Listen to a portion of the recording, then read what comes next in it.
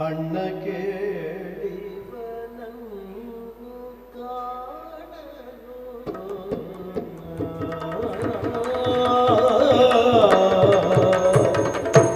ಅಣ್ಣ ಕೇಳಿವನನ್ನು ಕಾಣಲು ಅಣ್ಣ ಕೇಳಿವನ ಕಾಣಲು ಇವನ ಕಾಣಲು ಕಣ್ಣ ಪಾಪವೇ ಕಳೆದು ಹೋಯಿತು ಎನ್ನ ಕಣ್ಣ ಪಾಪವೇ ಕಳೆದು ಹೋಯಿತು ಕಳೆದು ಹೋಯಿತು ಕಳೆದು ಹೋಯಿತು